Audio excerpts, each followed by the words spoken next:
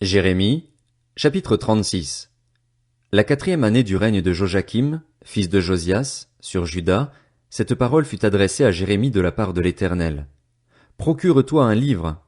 Tu y écriras toutes les paroles que je t'ai dites concernant Israël et Juda ainsi que toutes les nations, depuis le jour où j'ai commencé à te parler, à l'époque de Josias, jusqu'à aujourd'hui. Quand la communauté de Juda entendra tout le mal que je prévois de lui faire, peut-être chacun renoncera-t-il à sa mauvaise conduite. Alors je pardonnerai leurs fautes et leurs péchés. Jérémie appela Baruch, fils de Nérija, et celui-ci écrivit dans un livre, sous sa dictée, toutes les paroles que l'Éternel lui avait dites. Puis Jérémie donna cet ordre à Baruch. J'ai un empêchement, je ne peux pas me rendre à la maison de l'Éternel. Tu iras toi-même là-bas et tu feras, dans le livre que tu as écrit sous ma dictée, la lecture des paroles de l'Éternel au peuple. Tu le feras dans la maison de l'Éternel, le jour du jeûne. Tu les liras aussi à tous les Judéens qui se seront déplacés depuis leur ville. Peut-être adresseront-ils des supplications à l'Éternel, peut-être chacun renoncera-t-il à sa mauvaise conduite. En effet, c'est d'un grand déversement de colère et de fureur que l'Éternel a menacé ce peuple.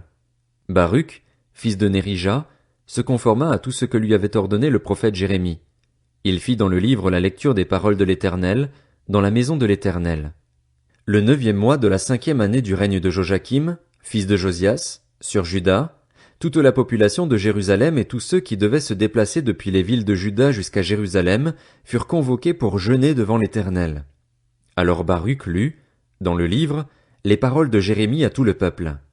Il se tenait dans la maison de l'Éternel, depuis la chambre de Guémaria, fils du secrétaire Shaphan, qui donnait sur le parvis supérieur, vers l'entrée de la porte neuve du temple.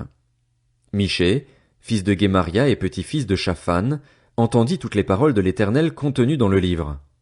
Il descendit au palais, dans la chambre du secrétaire, où tous les chefs tenaient une séance. Il y avait Élishama, le secrétaire, Délaja, fils de Shemaéja, Elnathan, fils d'Akbor, Guémaria, fils de Shaphan, Sédécias, fils de Hanania, et tous les autres chefs.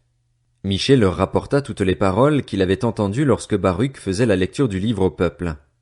Alors tous les chefs envoyèrent vers Baruch Jéhudi, fils de Néthania, descendant de Shélémia et Cushi, pour lui dire, « Prends avec toi le livre dont tu fais la lecture au peuple et viens. » Baruch, fils de Nérija, prit le livre avec lui et se rendit auprès d'eux.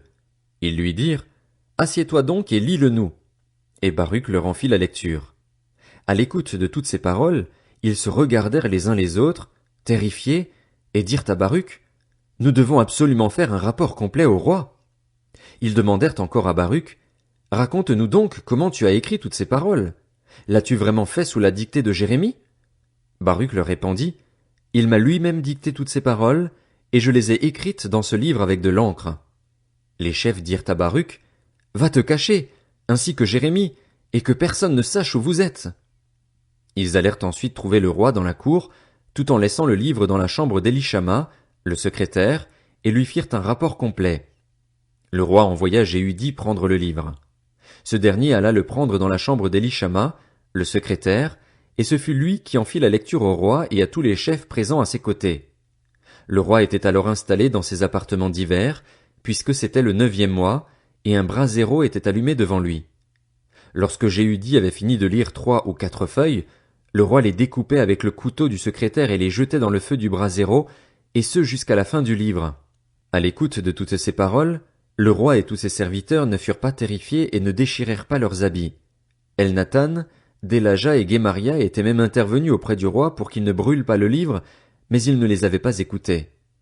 Il ordonna au contraire à son fils Jérachmil, à Séraja, fils d'Azriel, et à Shélémia, fils d'Abdil, d'arrêter le scribe Baruch et le prophète Jérémie, mais l'Éternel les cacha.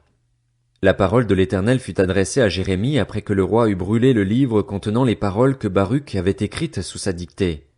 Prends un autre livre et écris-y toutes les paroles qui figuraient dans le premier livre, celui que Joachim, le roi de Juda, a brûlé. À propos de Joachim, roi de Juda, tu diras, Voici ce que dit l'Éternel. Toi, tu as brûlé ce livre en disant, Pourquoi y as-tu écrit que le roi de Babylone viendra, détruira ce pays et en fera disparaître les hommes et les bêtes? C'est pourquoi, voici ce que dit l'Éternel au sujet de Joachim, roi de Juda. aucun des siens ne siégera sur le trône de David, et son cadavre sera exposé à la chaleur pendant le jour et au froid pendant la nuit. J'interviendrai contre lui, contre sa descendance et contre ses serviteurs à cause de leurs fautes, et je ferai venir sur eux, sur les habitants de Jérusalem et sur les Judéens tout le mal dont je les ai menacés sans qu'ils en tiennent compte. Jérémie prit un autre livre et le donna au scribe Baruch, fils de Nérija. Celui-ci y écrivit, sous sa dictée, toutes les paroles du livre que Joachim, roi de Juda, avait brûlé. Beaucoup d'autres paroles du même ordre y furent encore ajoutées. Jérémie, chapitre 37. Sédécias, fils de Josias, devint roi à la place de Jéconia, le fils de Joachim, car il avait été désigné par Nebuchadnezzar, roi de Babylone, pour régner sur le pays de Juda. Ni lui, ni ses serviteurs, ni la population du pays ne tinrent compte des paroles que l'Éternel avait dites par l'intermédiaire du prophète Jérémie. Le roi Sédécias envoya Jucal, fils de Shélémia, et le prêtre Sophonie, fils de Maazéja, vers le prophète Jérémie pour lui dire: Intercède donc en notre faveur auprès de l'Éternel, notre Dieu.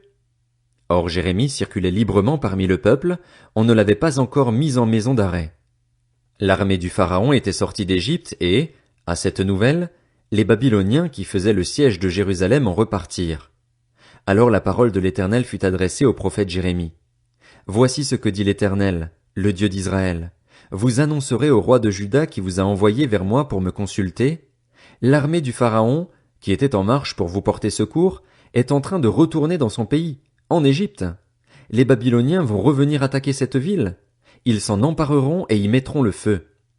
Voici ce que dit l'Éternel. Ne vous bercez pas d'illusions en affirmant: c'est sûr, les Babyloniens partent loin de nous. Car ils ne partiront pas. Même si vous parveniez à battre toute l'armée babylonienne en guerre contre vous, au point qu'il ne reste chez elle que des hommes blessés, chacun d'eux se relèverait dans sa tente et irait mettre le feu à cette ville. Pendant que l'armée babylonienne s'était éloignée de Jérusalem à cause de l'armée du Pharaon, Jérémie voulut sortir de Jérusalem et se rendre dans le pays de Benjamin pour recevoir la part qui lui revenait parmi le peuple. Lorsqu'il arriva à la porte de Benjamin, le commandant de la garde, un dénommé Jireïja, fils de Shélémia et petit-fils de Hanania, se trouvait là. Il empoigna le prophète Jérémie en disant: Tu veux te rallier aux Babyloniens? Jérémie répondit: C'est faux, je ne suis pas en train de me rallier aux Babyloniens. Mais Jireïja refusa de l'écouter. Il arrêta Jérémie et le conduisit devant les chefs. Ceux-ci se montrèrent irrités contre Jérémie et le frappèrent avant de le placer en détention dans la maison du secrétaire Jonathan, qu'ils avaient transformé en maison d'arrêt. Ainsi, Jérémie rejoignit les oubliettes et les cachots, et il y resta longtemps. Le roi Sédécias envoya quelqu'un chercher Jérémie pour l'interroger en secret dans son palais. Il dit: Y a-t-il une parole de la part de l'Éternel? Jérémie répondit par l'affirmative avant d'ajouter: Tu seras livré entre les mains du roi de Babylone. Jérémie dit encore au roi Sédécias: Quel péché ai-je commis contre toi, contre tes serviteurs et contre ce peuple, pour que vous m'ayez mis en maison d'arrêt? Où sont donc vos prophètes, ceux qui vous prédisaient que le roi de Babylone ne viendrait pas vous attaquer, ni vous ni ce pays? Maintenant écoute-moi, je t'en prie, mon seigneur le roi, et fais bon accueil à ma supplication. Ne me renvoie pas dans la maison du secrétaire Jonathan, sinon j'y mourrai. Le roi Sédécias ordonna qu'on place Jérémie sous surveillance dans la cour de la prison et qu'on lui donne chaque jour une miche de pain provenant de la rue des boulangers, et ce jusqu'à ce qu'il n'y ait plus de pain dans la ville. Jérémie eut donc pour habitation la cour de la prison. Jérémie, chapitre 38. Shéphasia, fils de Mathan, Guédalia, fils de Pashur, Jucal, fils de Shélémia, et Pashur, fils de Malkija, entendirent les paroles que Jérémie adressait à tout le peuple.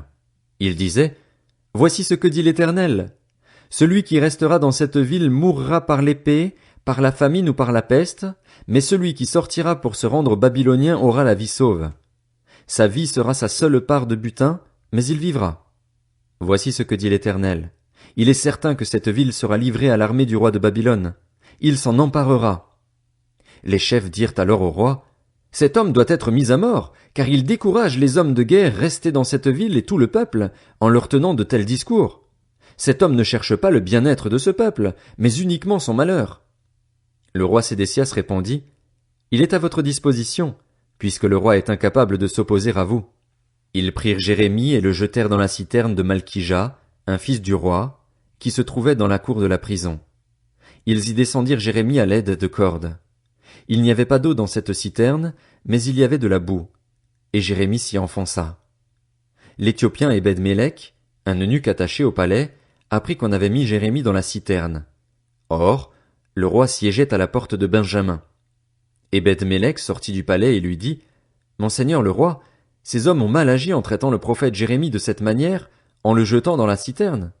Il mourra de faim sur place, car il n'y a plus de pain dans la ville. » Le roi donna cet ordre à Ebed-Mélec, l'Éthiopien, « Prends avec toi 30 hommes qui sont ici et fais remonter le prophète Jérémie de la citerne avant qu'il ne meure. » Ebed-Mélec prit les hommes avec lui et se rendit au palais, dans un endroit situé au-dessous du trésor.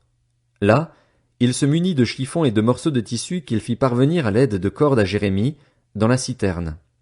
Ebed-Mélec, l'Éthiopien, dit à Jérémie, « Mets donc ces chiffons et ces morceaux de tissu sous tes aisselles, là où passent les cordes. » C'est ce que fit Jérémie. Ils le tirèrent à l'aide des cordes et le firent ainsi remonter de la citerne. Jérémie eut ensuite pour habitation la cour de la prison. Le roi Sédécias fit venir le prophète Jérémie vers lui, à la 3e entrée de la maison de l'Éternel. Il lui dit, « J'ai une question à te poser. Ne me cache rien. » Jérémie répondit à Sédécias, « Si je te fais une révélation, n'est-il pas évident que tu me feras mourir? Et si je te donne un conseil, tu ne m'écouteras pas. » Le roi Sédécias fit secrètement ce serment à Jérémie. « L'Éternel est vivant, lui qui nous a donné la vie. Je ne te ferai pas mourir et je ne te livrerai pas entre les mains des hommes qui en veulent à ta vie. » Jérémie dit alors à Sédécias, « Voici ce que dit l'Éternel, le Dieu de l'univers, le Dieu d'Israël. Si tu te rends au chef du roi de Babylone, tu auras la vie sauve et cette ville ne sera pas livrée aux flammes. Tu resteras en vie, toi et ta famille. Dans le cas contraire, cette ville sera livrée entre les mains des Babyloniens. Ils y mettront le feu et toi, tu ne leur échapperas pas. » Le roi Sédécias dit à Jérémie, « Je redoute les Juifs qui se sont déjà ralliés aux Babyloniens. Je ne voudrais pas qu'on me livre entre leurs mains et qu'ils me fassent subir leur mauvais traitement. » Jérémie répondit, « On ne te livrera pas à eux. Je t'en prie, prête attention à la voix de l'Éternel dans ce que je te dis. Tout se passera bien pour toi et tu auras la vie sauve. En revanche, si tu refuses de te rendre, voici ce que l'Éternel m'a révélé. Toutes les femmes restées dans la maison du roi de Juda seront amenées au chef du roi de Babylone, et elles diront, « Tes amis t'ont manipulé et dominé. Une fois que tu as eu les pieds enfoncés dans la boue, eux se sont écartés. On amènera toutes les femmes et tes enfants aux Babyloniens et toi, tu ne leur échapperas pas. Tu seras capturé par le roi de Babylone. Quant à cette ville, il la livrera aux flammes. » Sédécias dit à Jérémie, « Si personne ne sait rien de cette conversation, tu ne mourras pas. Si les chefs apprennent que j'ai parlé avec toi et viennent te dire, « Raconte-nous donc ce que tu as dit au roi et ce que lui t'a dit, sans rien nous cacher, et nous ne te ferons pas mourir. » Réponds-leur, « J'ai supplié le roi de ne pas me faire mourir en me renvoyant dans la maison de Jonathan. » Tous les chefs vinrent trouver Jérémie et le questionnèrent. Il leur répondit exactement ce que le roi avait ordonné. Ils s'abstinrent de menaces envers lui, car rien n'avait filtré de la conversation. Jérémie habita dans la cour de la prison jusqu'au jour de la prise de Jérusalem. Il y était encore lorsque Jérusalem fut prise. Jérémie, chapitre 39. La 9e année du règne de Sédécias sur Juda, le 10e mois, Nebuchadnezzar, le roi de Babylone, vint avec toute son armée devant Jérusalem et en fit le siège. La 11e année du règne de Sédécias, le 9e jour du 4e mois, une brèche fut percée dans les remparts de la ville. Tous les chefs du roi de Babylone entrèrent et s'installèrent à la porte du milieu. Il y avait Nergal-Sharetzer, Samgar-Nébu, Sarsékim, le chef des eunuques, Nergal-Sharetzer, le chef des mages, et tous les autres chefs du roi de Babylone. Dès que Sédécias, roi de Juda, et tous les hommes de guerre les virent, ils prirent la fuite. Ils sortirent de la ville pendant la nuit, en passant par le chemin du jardin du roi, par la porte située entre les 2 murailles, et ils prirent le chemin de la plaine. Cependant, l'armée babylonienne les poursuivit et rattrapa Sédécias dans les plaines de Jéricho. Ils s'emparèrent de lui et le firent monter vers Nebuchadnezzar, roi de Babylone, à Ribla, dans le pays de Hamath. Nebuchadnezzar prononça des jugements contre lui. Le roi de Babylone fit égorger les fils de Sédécias à Ribla, en sa présence. Il fit aussi égorger tous les grands de Juda, Puis il fit crever les yeux à Sédécias et le fit attacher avec des chaînes en bronze pour le conduire à Babylone. Les Babyloniens brûlèrent le palais royal et les maisons du peuple, et ils démolirent les murailles de Jérusalem. Nebuzaradan, le chef des gardes, emmena en exil à Babylone les membres du peuple qui étaient restés dans la ville et ceux qui s'étaient rendus à lui, ceux qui avaient survécu. Cependant, il laissa dans le pays de Juda quelques-uns des plus pauvres du peuple, ceux qui ne possédaient rien, et il leur donna ce jour-là des vignes et des champs. Nebuchadnezzar, roi de Babylone, avait donné, en confiant la responsabilité à Nebuzaradan, le chef des gardes, cet ordre au sujet de Jérémie. Prends-le et veille sur lui. Ne lui fais aucun mal, mais agis vis-à-vis de lui comme il te le dira. Nebuzaradan, le chef des gardes, Nebuchasban, le chef des eunuques, Nergal-Sharetzer, le chef des mages, et tous les chefs du roi de Babylone envoyèrent donc chercher Jérémie dans la cour de la prison et le confièrent à Guédalia, fils d'Akikam et petit-fils de Shaphan, pour qu'il l'emmène chez lui. Ainsi, Jérémie put habiter au milieu du peuple. La parole de l'Éternel avait été adressée à Jérémie, alors qu'il était encore enfermé dans la cour de la prison. Va dire à Ebed-Mélec, l'Éthiopien, « Voici ce que dit l'Éternel, le Maître de l'univers, le Dieu d'Israël. Je vais faire venir sur cette ville les paroles que j'ai prononcées, pour lui faire du mal et non du bien. Ce jour-là, tu assisteras personnellement à leur accomplissement. Cependant, ce jour-là, je te délivrerai, déclare l'Éternel, et tu ne seras pas livré entre les mains des hommes qui te font si peur. Sois sûr que je te sauverai et que tu ne mourras pas par l'épée. Ta vie sera ta part de butin parce que tu as eu confiance en moi, déclare l'Éternel.